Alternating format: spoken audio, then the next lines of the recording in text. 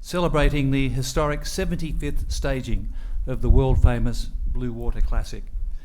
Organised by the Cruising Yacht Club of Australia in partnership with destination partner the Royal Yacht Club of Tasmania, the Rolex Sydney Hobart is firmly entrenched alongside the great yacht racing classics and indeed sporting events worldwide. The notoriously unpredictable 628-mile journey, which stemmed from humble beginnings in 1945, this year proudly celebrates its 75th anniversary. It goes without saying that a race of this level, stature, and significance would not be possible without the support of some wonderful partners. And in Rolex, we have one who has been with the event since 2002, with 2019 marking its 18th year of partnership. To Patrick Boutillier, General Manager of Rolex Australia, who's with us here today, Lionel Schurch, and the team at both Rolex Australia and Rolex Geneva, a genuine thank you from everyone at the race and the CYCA for the long-standing support. Today we launch the 75th Rolex Sydney Hobart Yacht Race to you, the media, and provide an opportunity for journalists to ask some of the key competitors' questions in the lead-up to this historic occasion. So ladies and gentlemen, please now cast your eyes to the screen to further appreciate what makes the Rolex Sydney Hobart Yacht Race so special. The Rolex Sydney Hobart Yacht Race is renowned as one of the world's toughest ocean racing contests. In 2019, the race celebrates a significant anniversary, its 75th edition. The start in Sydney Harbour is one of sailing's most spectacular and a foretaste of the adventure ahead.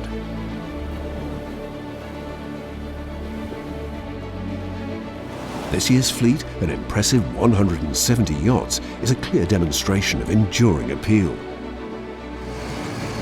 Organised jointly by the Cruising Yacht Club of Australia and the Royal Yacht Club of Tasmania, the challenging 628 nautical mile course has provided a supreme test of sailing skill since 1945. Partnered by Rolex since 2002, the event encapsulates the continual quest for excellence and eagerness to push the limits of human endeavour that flow through the Swiss company's sporting associations. Line honours will be fiercely contested as always, with reigning champion Wild Oats 11 and race record holder Comanche among the favourites.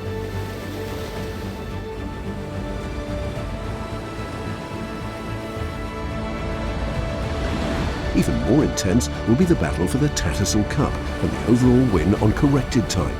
Last year's victor, Alive, returns alongside 9 other former winners. For all those who sail in this compelling race south to Hobart, simply taking part represents a personal achievement. Their participation also upholds the traditions and values of an event that has inspired generations for 3/4 of a century and continues to do so.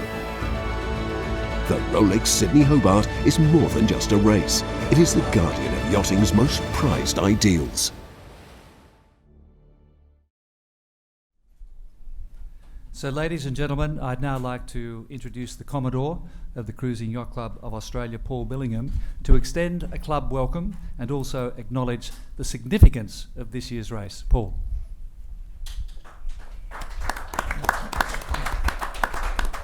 Thank you, Gordon. Welcome everybody today to the media launch of the 75th Rolex Sydney Hobart Yacht Race. I think the pictures at the end there really demonstrate what this is about for so many people who'll be making their way south on Boxing Day. Yes, it's about the glory, but also about the fellowship, the community and the friendship they forged before, during and after the race. And that really is what we're celebrating this year in the 75th year. It's all about recognising the stories of the past, but also the future and the innovation that's behind a lot of these racing boats. It's great to have Bill, Jim, Shawn and Ian here with us today to talk about their own particular campaigns, and I think the diversity in their boats and their interests and their background really does represent the fleet. Another way that we've recognised it in our 75th year is to actually record the history of, we've asked and worked with Rob Mundell to publish a definitive 75-year history of the race, which we're proudly sort of releasing next week. It's going to be something which will be a fantastic memento and really just tell those stories about what the race is all about. As Gordon mentioned, this is a team effort. We have been working with the Royal Yacht Club of Tasmania since the first race in 1945. And that partnership is one which is enduring, it's consistent, it's one that actually makes this race work. And it's a fairly unique situation that two amateur clubs can run a global sporting event like this. It's something we're very proud of, it's something we work very hard on. That support extends to our own professional teams, the sailing management team, the race officers, the sailing committees and the international juries that we bring on board to make this race work so well. And so I do want to acknowledge and appreciate them at this time. And then finally, as Gordon mentioned, Rolex. So our partnership with Patrick and his team is 18 years long. People often give the flippant comment, oh, without our sponsors we can't run this race. But genuinely, without the support of a fantastic sponsor like Rolex, this race would not happen the way it does. We also have a variety of other sponsors on board. We have Winning Appliances joining us this year. We're very grateful for the support they give us year in, year out. But that's all from me. I do welcome you and thank you for your interest, your continued interest in this race. 75 years is a fantastic milestone. This is the biggest fleet we've had since the 50th race. And if we call this the modern era, it's incredibly unexpected to have at the moment 164 boats likely to turn up on Boxing Day for the start. So thank you for your coverage, thank you for your support, and we're looking forward to a wonderful race. Thank you. Thank you, Commodore. Well, it's now time to introduce our panel for today's media conference. And from right to left, as you see them, a familiar face, Jim Cooney, co-owner with his wife Samantha Grant of the Super Maxi and race record holder Comanche. Last year, Comanche led the three other Super Maxis, the eventual Line Honours winner Wild Oats, Blackjack and Infotrack to Tasman Island, but was eventually pipped for second across by Blackjack after a race-long battle at the head of the fleet. As LDV Comanche in 2017, she took Line Honours and the race record in the time of just over 1 day, 9 hours, only a week after being purchased by Jim and wife Samantha. Comanche took Line Honours and the famous Barn Door Trophy in this year's Transpac race from Los Angeles to Hawaii after breaking the Flinders Islet, Newcastle, Bass Island and Bird Island race records in 2018. And Jim will race alongside his wife Samantha, their son James and daughter Julia, and many familiar faces from the past 3 years, including legendary navigator Stan Honey. Next, not so well-known face at the Cruising Yacht Club, but a very special Australian, Bill Barry Cotter, the owner of Capwincher. Bill is one of Australia's best-known boating businessmen, having started, grown and sold such iconic brands as Mariner and Riviera, and is currently the principal of esteemed Maritimo luxury motor yachts. He purchased the veteran Capwincher 2 years ago and has since fastidiously restored her to original condition. She is out in the pond at the moment, and you must take the opportunity to inspect this beautiful showpiece. She was built in 1904 in the Watney Brewery in London. The 32-foot Ketch is the oldest yacht to have raced to Hobart. She was sailed to Australia 68 years ago by three mates, and they competed in the 1951 Sydney Hobart, but went missing in a gale. Bill's going to tell us more about this, before arriving in Hobart via the Dunalley Canal, and they received a rapturous reception, as an official retirement, I might say.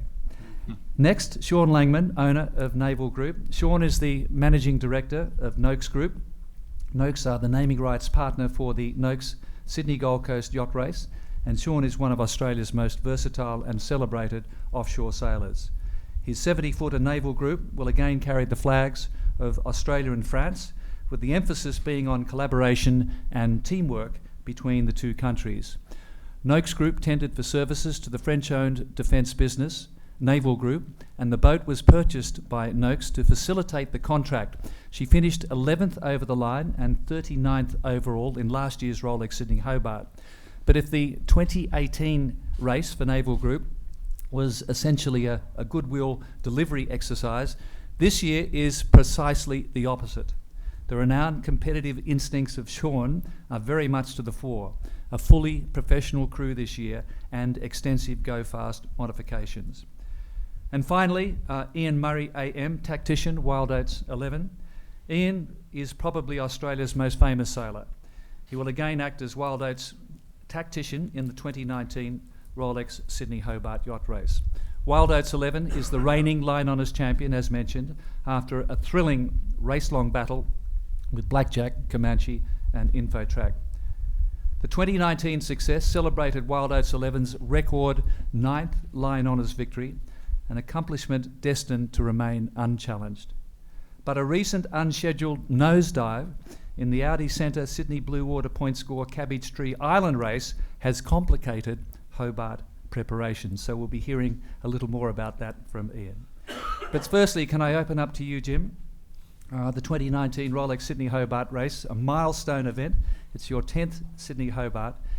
What does this race mean to Jim Cooney? Gordon, every Sydney to Hobart, Rolex Sydney to Hobart yacht race is a special event. It's certainly one of the most famous races in the world. To be a part of the 75th is particularly exciting, and especially alongside boats like Bill's 32-footer here. It just shows you the diversity of the fleet, the interest in the race and the spirit of the people that are campaigning it. It makes the whole thing much more of a personal event than just a yacht race. And the unpredictability as well. Certainly the unpredictability. I think it's one of those races that there is no prevailing weather pattern other than you know it's going to change. Well, you can talk about that with a lot of authority after last year, after leading to Tasman Island. 42 minutes separated the first four Super Maxis. You were pipped for second place by Blackjack. In hindsight, is there anything you would have done differently? I suppose, well, of course, you analyse everything very carefully after the event, and the global takeout is we needed to go faster in different parts of the race. We probably ought to have taken some medicine and jived in earlier than we did, and did the typical race tactics, which Ian was probably watching us thinking, why aren't they putting themselves between us and the mark, us and the finish, which is probably what we should have done. And then once we got to Tasman Island, we sailed into the hole, and three other boats were right behind us watching that happen, and were able to avoid it. So there's not much you can do about that. And how do you assess the return clash of the Super Maxis this year? This is, I think, going to be more exciting than last year. Everybody, I mean, for a start, it's wonderful to see 500 footers on the line. There's nowhere else in the world that you see this happen in such a prominent race, to see 5 big boats like this fighting it out. Everybody's worked a little bit on their boats over the last 12 months. I think we've probably all eked out a little extra performance here and there, which means the blanket is not going to be any bigger. We're just all perhaps improved a little bit together. So I think we're all going to finish within a very short time of each other. It's impossible to predict who's favourite, who's not. Everybody has really worked very hard on their boats, and I think it's going to be extremely tight at the front. When you set that race record, 1 day, 9 hours plus, you averaged nearly 20 knots. What does it mean to you holding that race record? It's a wonderful achievement for the boat and for my crew, and particularly for my family to have James and Julia on board when we did that, and that's why we all do it together. It's something that the family's always enjoyed doing together. We would hope that record will stand for a while, but who knows? There are advancements in boat technology and sail technology, and it'll go one day. But I'd like to hang on to it for a couple of years. It's a very important record to have. It's a very important race, and it's an impressive achievement. Well, we've got to mention also your triumph in the Transpac race this year. Again, very much a family affair. Yes, that's right. That was. It's a different style of race, the Transpac. It's much longer than the Hobart, and I suppose you could say that the weather is a little more predictable than it is for the Hobart race. But it was. It's a different strategy for the Transpac. You're sustaining boat speed for a long time. It's almost 2,500 miles, and the focus is on keeping the crew healthy and fit and strong throughout all of that time. It's more of a marathon than a sprint, I guess. Although if there are Volvo sailors in the room, they'll probably argue with me that it's still just a sprint. But it's a different style of race, but very exciting to have won that. It's a very pleasant race, and Waikiki is a lovely place to finish, that's for sure. Nothing wrong with Hobart, but Waikiki's a little bit warmer. Yeah. Well, can I ask you, Bill Barry Cotter, the 2019 Rolex Sydney Hobart, you first competed in the mid-70s. What does it mean to you to be here in this milestone? This is a very important one because it is the 75th, and there's quite a few older boats in it, so that was a real interest for me. I did one, I can't remember exactly when it was, 74, 75, in a Swanson 42 of all things, and a guy got hurt and we pulled out. And the following year I did it in a 3/4 tonner, and by the time we got to Hobart I swore I'd never go back there in a little boat. But here we are. Well, it's a long time between drinks, 43 years. It is, actually, but yeah, been a lot of work. And Kendall will be skippering, your brother Kendall will be skippering the boat this year. And we'll go from there. Yeah. Well, let's talk about this fairy tale of your boat. It was built in 1904. It's the oldest boat ever to compete in the Hobart race. And she did the 1951 Sydney Hobart with a previous owner. 3 mates sailed out from England. So tell us about this wonderful adventure. They'd sailed the boat out here, I think, in 190 something days, and with an old cable log and a sextant, and got to Sydney, cleaned the boat up, entered it in the Hobart race, got blown out to sea near Tasman Island somewhere, and they had to start the motor, motored in, saw some lights and thought, all right, we'll have New Year's Eve in there. So they were... Try a bunner. Yeah, try a bunner, and partied on, and when they'd finished the party, they finished in Constitution Dock, but were disqualified. So I believe they trawled their fishing lines the whole way and didn't catch one fish. And Eddie Mossop was a fisherman, and they trolled the whole way and never caught a fish. You're going to troll this year? That surely makes the Guinness Book of Records, that one. Exactly, yeah. So then your father got involved and purchased the boat. Yeah, my father bought the boat with 2 other friends in 1960. And we'd sailed around in it for a few years, and then it's basically disappeared, and I started advertising for it 10 or 12 years ago and got nothing, and then suddenly somebody rang me up and said it was on Gumtree, so I went down and got the boat, which was in a very bad state. It was down in Newcastle? It was in Hexham. So we took it back, and I was hoping to have it finished for the last Hobart race in 18, but was nowhere near ready. So then I realised then it was the 75th, so I thought we've really got to push hard and get it here for that. Yeah. And it's become a dream for you. Will you be competing yourself? Much so, yeah. Are you going to be competing? Because I know you had some heart problems. But I had a heart attack a couple of months or 3 months ago, so I'm on a whole heap of drugs, so I'm not going to do that. So they're going to see if they can find somebody else's movable ballast. So it's an amazing boat. It originally, I believe, was a centreboard. It was a centreboarder, and we'd looked at what to do with the boat, whether we'd put it back as a centreboarder, but it would have been pretty hard to comply with the rules today if it was. So we didn't do it. We put actually a modern keel on it and rudder, and went from there. And just briefly, your professional career as a boat builder has been quite amazing. You've been a pioneer and an iconic Australian businessman. Just in a nutshell, how's that gone for you? It's been a great career. I'd started a couple of boat companies and moved them on, and then retired, and I lasted 3 weeks retired, and my wife said go and do something, so I started again, and here we are. So Thank you very much, Bill. Thank you. Now to Shawn and the Rolex Sydney Hobart for you. This is your 29th race, Shawn. Can you put in a nutshell what this race means to you, the mystique, the adventure of the Rolex Sydney Hobart? Well, I think, Gordon, the main thing is that I stare outside when I get the opportunity to sit up here in the club, and I think, my family lived out the front here, and I was born on a boat out the front of this club, and for all the years that I used to go and watch the race start, I had such admiration for the people that could do the race, and I dreamed one day that I would crew, and to be able to have the opportunity to skip on my own boat was a dream that came true 20 years ago, and here we are. We're still living the dream. Well, we've seen you on the largest and the smallest, and we all fell in love with Maluka of Commodore. Where is she at the moment? Are we going to see her in a future Sydney Hobart? Yeah, she'll be back in a couple of years.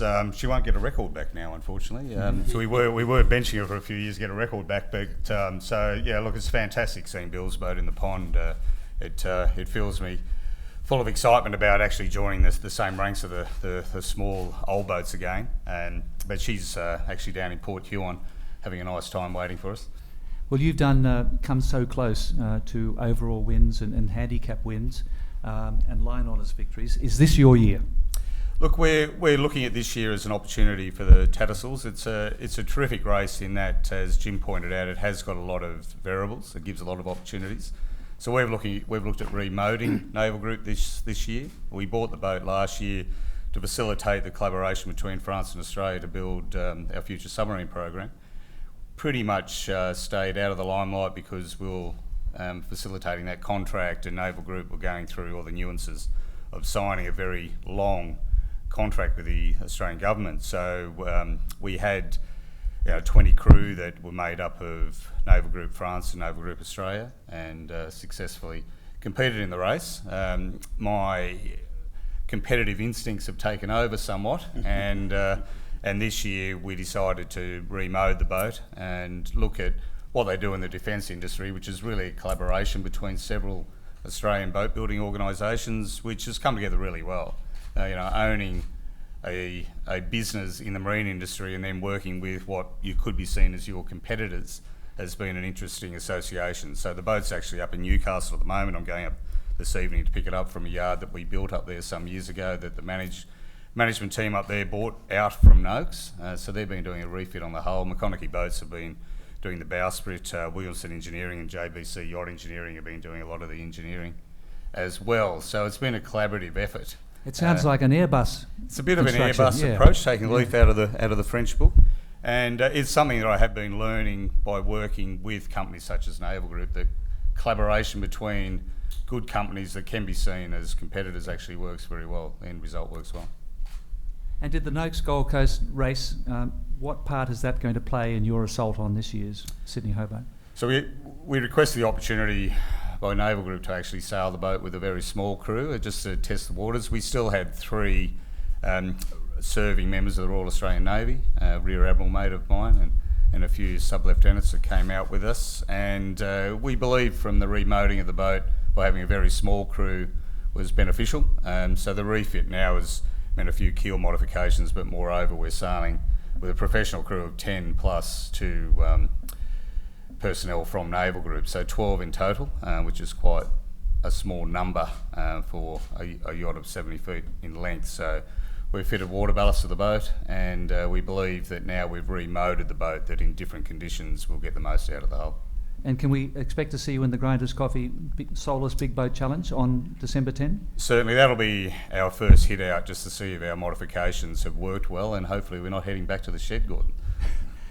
Well, Ian, great to have you on board, and I don't know where to start with you. Multiple world skiff champion, the current world Etchell champion, America's Cup legend, America's Cup regatta director, Grand Prix sailing director. It just keeps going on, the performance director of the Australian Olympic sailing team, but you still find time for this great race. Why? Well, I think, what you've heard is that, there's great passion amongst the sailors for this race. It's one of those things, iconic races, whether it be America's Cup, Sydney Hobart races, and you sit there as a child, as Shawn did and I did, and you go and sit on Bradley's head and watch the boats go out, and you get the hook in your mouth. And I guess the hook in the mouth of a sailor's been a very contagious disease for many of us, and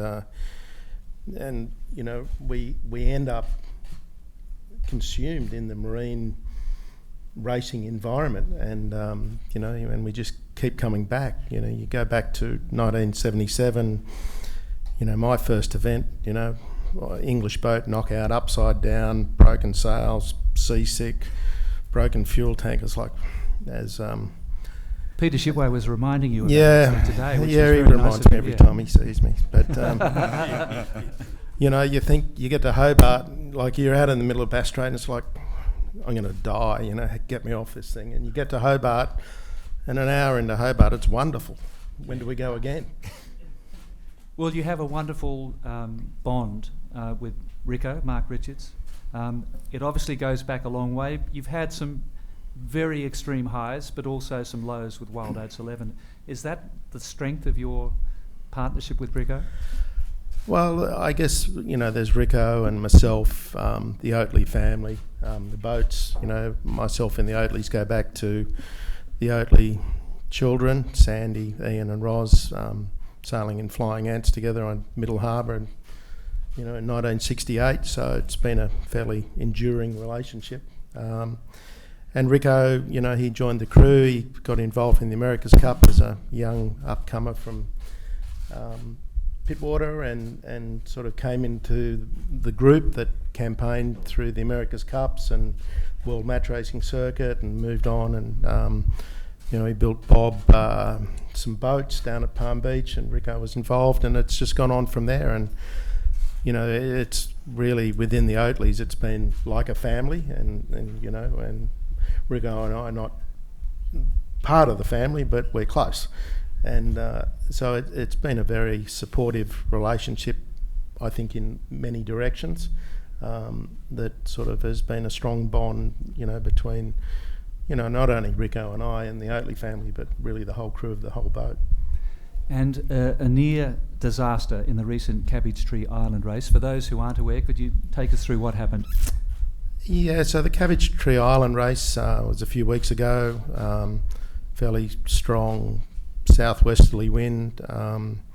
We were out off Terrigal, full main, reaching jib on the strut to leeward, and a Solent jib inside that.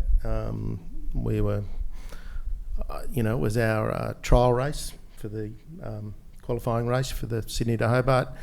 We were reaching along at 140 degrees true, doing 32 knots, ploughed into a little bit of a wave, not too bad, the sea state was generally pretty flat, and then all of a sudden there was awful noises coming from the boat, and then that horrible situation where you know something's wrong but it's not immediately evident other than the rigs flapping around up there and clearly not stayed the way it was. So, you know, a few seconds of sort of deep thoughts as to, well, what's actually happened, you know. And the last time for me we had those sort of noises, the boat actually broke in half and we sank within 2 minutes, so they immediately flashed back on you, but you know, it was quickly identified that, you know, the mast had dropped and the mast had failed below deck and was now bearing on the deck, and the deck then went on to fail, and then that broke the rigging, and all of a sudden we're in a pretty diabolical situation, quite a lot of wind out off Terrigal.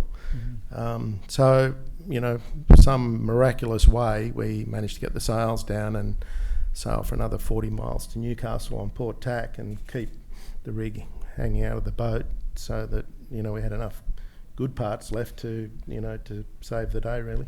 And the good parts and the bad parts are now scattered around the world, aren't they? Yeah, so the rigging, you know, the port side of the rigging's in Valencia being repaired and retested and re-prepared. The starboard side was trashed and has been made in Sri Lanka.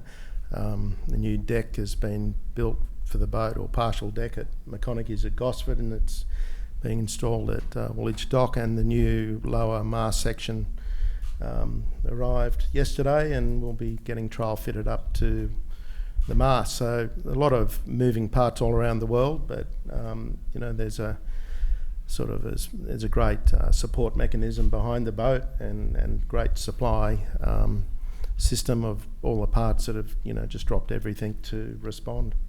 The Grinders Coffee Solars Big Boat Challenge, December 10 here on the harbour. We love that annual event. Can you make it? Oh, we're trying.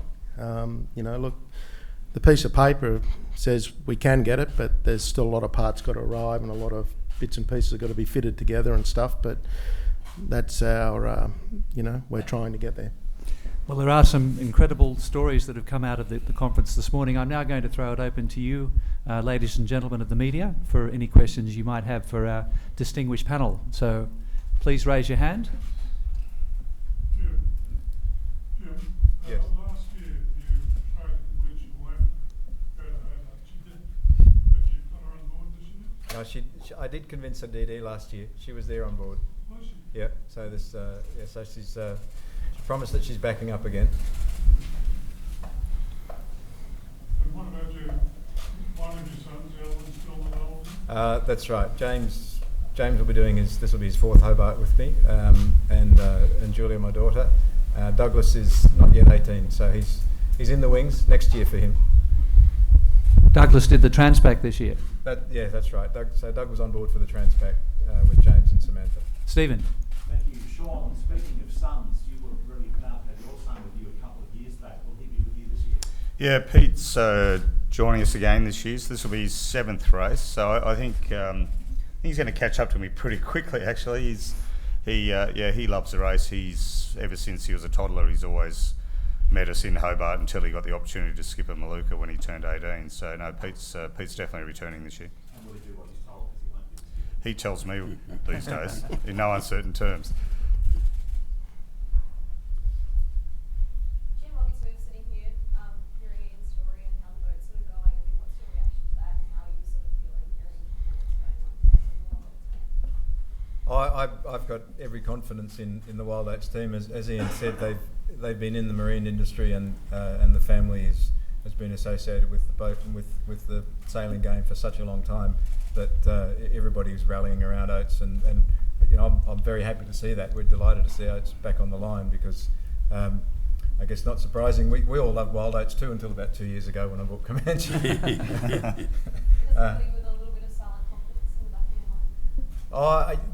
Looking at last year, you can't ever be confident about this race. It's challenging every mile of the race, all the way from here to particularly the last 10 miles.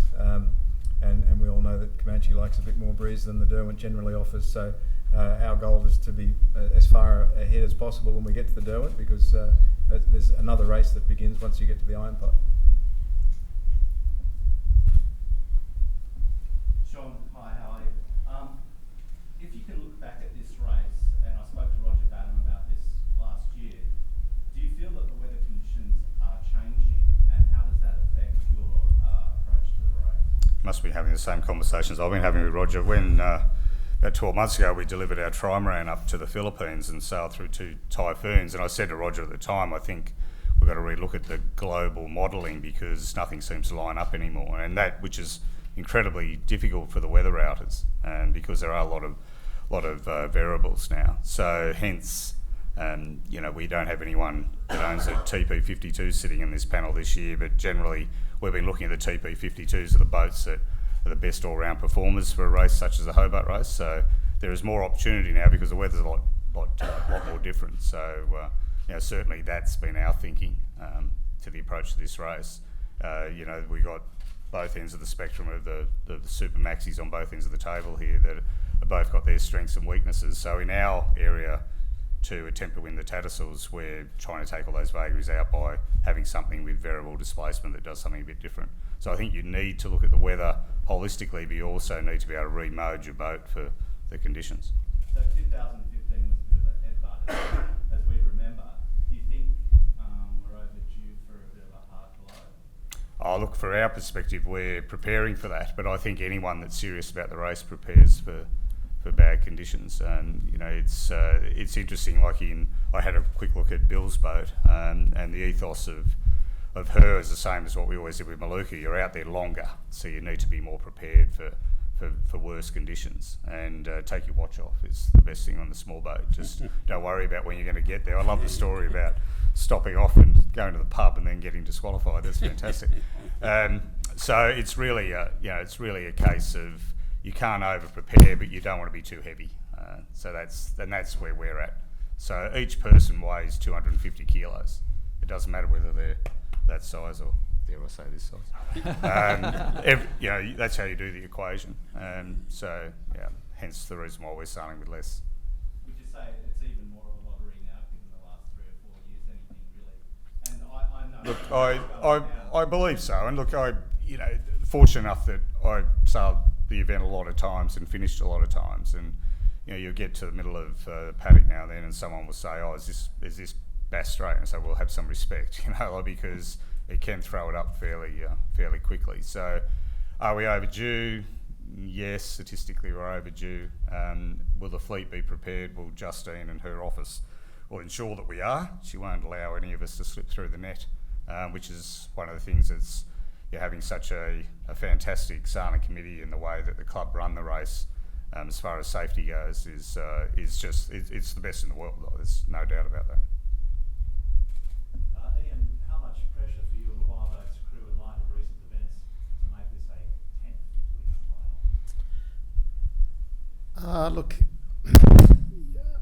we're just out there to race, and whether it's 9 or 10 or whatever, I think for us is we really enjoy racing this boat, and we enjoy the competition amongst all the boats in the Sydney to Hobart race, and we've had some great experiences and everything. So for us, it's why the boat exists, and everything around the rest of the year's sailing activities works back from the Sydney to Hobart race. So look, the opportunity to sail these boats is rare. When we were growing up, these boats didn't exist, and as Shawn was saying, a big change in this race is the speed of this race.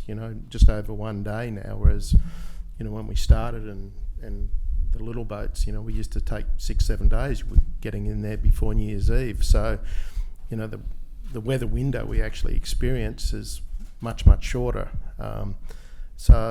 But look, these are just wonderful boats to sail. They may be the last time we sail these boats. The sort of technical aspect of sailing is changing, and as you know, I'm sort of quite involved in all the foiling stuff, and it's probably only a matter of time before old blokes like me don't want to be on things doing 40 knots on foils.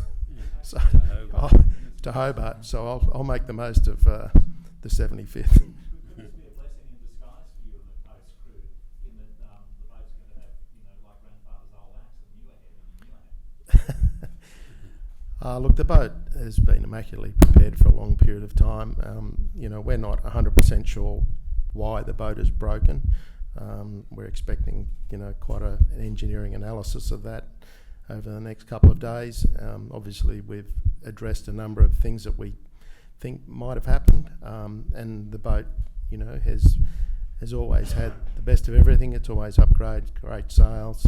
It's had some slight modifications this year, and we're excited to take her out there and see how she goes. We will have opportunities for further questions, one-on-one. I have one last question for Bill. And Kendall, your little brother, is in the audience, the skipper. Would you mind standing up, Kendall, so we can see you skippering down Catwincher in this year's race? Just some of the elite crew that you have on board this year. You can only dream of 40 knots, but you hit 18 knots recently, I believe. Yes, we did. Kendall, Michael Spears. 43 Hobarts. Yeah, 43 Hobarts he's done. The Rob Case. Rob Case. Then the top 4 of the crew, I think there's 83 Hobart races between them. So. And Olympic sailor Scott Kaufman. That's right. Is joining Scotty, you as well, so it's a pretty hot crew. Yes, I went to school with Scotty, and so did Rob Mundell. Yeah. Narrabeen Boys High School. Yeah, yes. Yeah. As Kendall Good would state say, high school. Narrabeen Boys Home. Well, yeah. Narrabeen Boys Home. You've done very well for a wayward boy. Ladies and gentlemen, there are a number of significant events in the lead up to the 2019 Rolex Sydney Hobart. The media are invited to cover these events, including the Sydney Hobart Classic Yachts Regatta. The event honours yachts, crews and individuals who've helped make the Rolex Sydney Hobart the race it is today. 31 entries open to boats built before 1976 who've competed in the Hobart, including participants from the very first race in 1945. It takes place not this weekend, the following weekend, December 7 and 8. Media opportunities will be available, and on Sunday, December 8, the race will start in the Manly area adjacent to the first start line of the inaugural Sydney-Hobart Yacht Race in 1945. And some of the distinguished competitors in this classic yacht regatta are previous overall winners: Nerida, Solveig, Anitra 5, Love and War, and Struan Marie, Peter Shipway, Struan Marie, so 5 previous winners, and 4 previous line honours winners: Margaret Rintoul, Solveig, Fidelis, and Kealoha too. So that's going to be an amazing event, and as I mentioned, December 10, we have the Grinders Coffee Solus Big Boat Challenge.